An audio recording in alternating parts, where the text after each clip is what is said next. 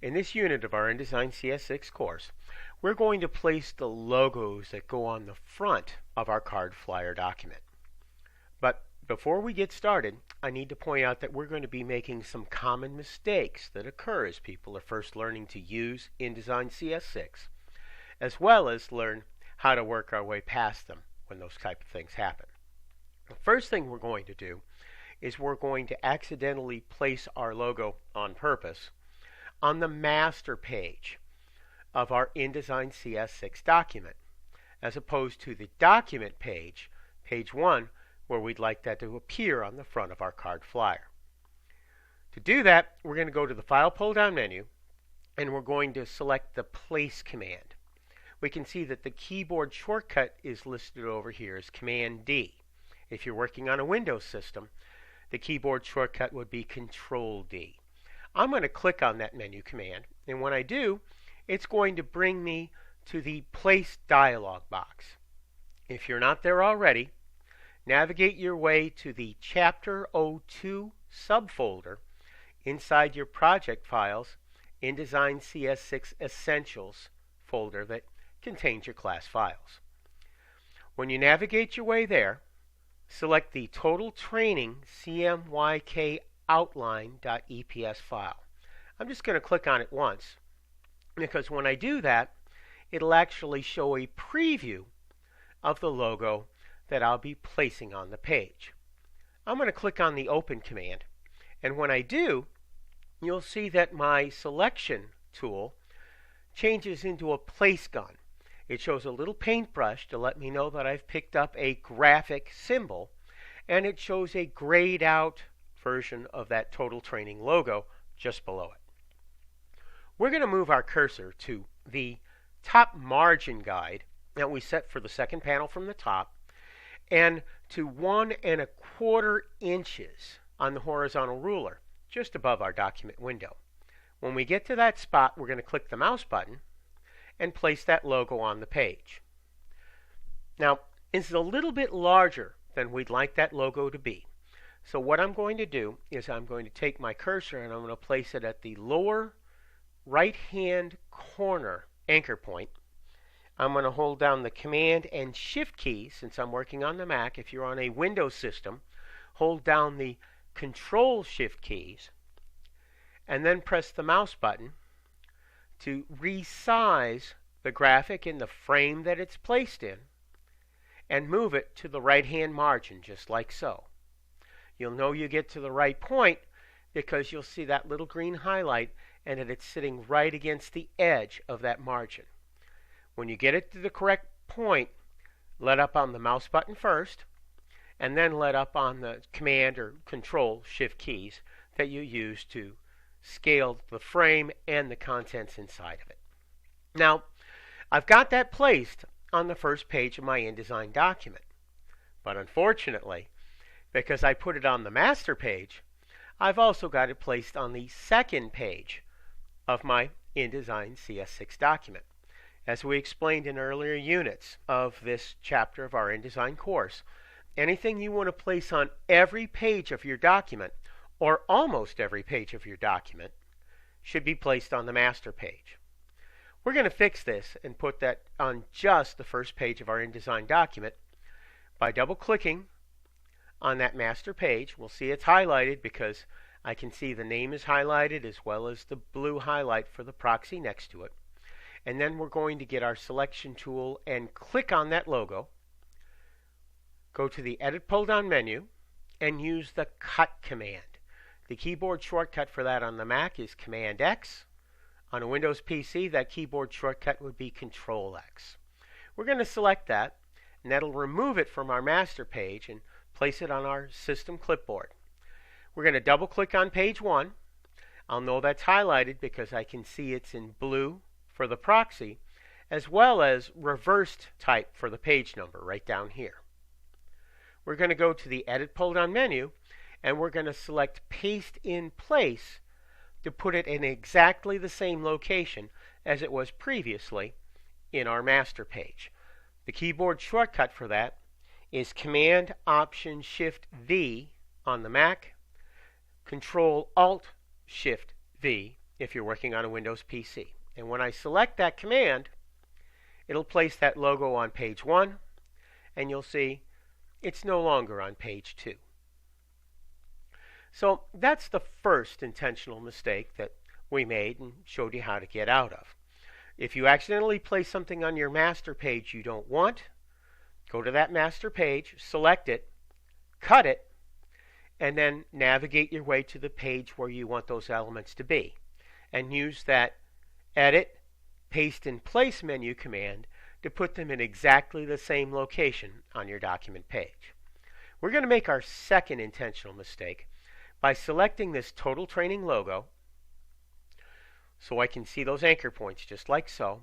And what we're going to do is we're going to place the Total Training Online logo that goes on the top of the third panel of our InDesign document. So in this case, I'm going to once again go to the File pull-down menu. I'm going to select that Place command, keyboard shortcut Command D on the Mac, Control D if you're working on a Windows PC. And we're going to navigate our way to the Total Training Online CMYKOutline.eps. I'm just going to double click on this because what that will do is it will select that and click the Open button at the same time. So double clicking grabs me that cursor and drat. What I'll see is that my original logo has disappeared and I've placed a new one in its place. That's not what I wanted to do. So I'm going to fix that by going Edit, Undo, Replace. And when I select that command, not only will it put the original logo back, but you'll see that it's turned my selection tool into a place gun, and it actually shows the logo I want to place next right there. This is such a common mistake that Adobe actually designed it so you could very quickly and recover out of it by simply going Edit, Undo, or using the keyboard shortcut Command Z on the Mac, Control Z if you're working on a Windows PC. We're going to go to the top margin guide of that third panel from the top and align it once again at 1 1/4 inches on the horizontal ruler. When I click the mouse button, you'll see that it places that logo. We're going to scale this to fit, and I'm going to commit our third mistake that we're going to make by taking my cursor and placing it down at that lower right hand corner anchor point. Since I'm working on a Mac, I'm going to hold down the keys Command and Shift. If you're working on a Windows PC, you want to hold the Control and Shift keys down. Then use my mouse button to move this up and to the right. Now I'm going to make my third intentional mistake as I'm working with this. As I let up on the mouse button, it would place that perfectly. But if I let up on the Command and Shift keys first, it'll distort that logo. That's not what I wanted to do.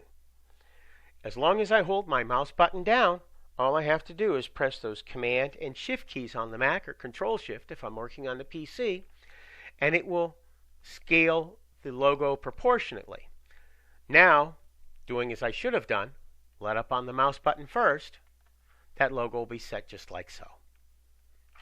We have one more logo to place, and that is a reverse logo that goes on the back of our folded card format for the card flyer. But it's very hard to see a logo that's placed in white on a white background. So what I need to do first is I need to draw a dark color field behind that so we'll be able to see that reverse logo. I'm going to get my rectangle tool. If you don't see a rectangle tool, you see the ellipse tool or the polygon tool, all you have to do is hold your mouse button down on that tool button and select the option you want. In this case, we absolutely want the rectangle tool. So I'm going to select that. And then what I'm going to do is I'm going to draw a rectangle across the top panel that goes on the front of our card flyer. I'm going to go to the upper left-hand corner of the bleed area that we defined. I'm going to hold the mouse button down and drag my cursor down and to the right to the point where it lines up on the fold line that we created for that top panel and the right-hand side of that bleed area. When I let up off the mouse button, it'll draw that rectangle with the default formatting of no background, so it's entirely hollow, with a black stroke written around it. We want to change that. So what I'm going to do is I'm going to go to my swatches panel and open that up. Now you'll notice when I open the swatches panel that it has a fill proxy and a stroke proxy that look just like those options over here on my tool panel.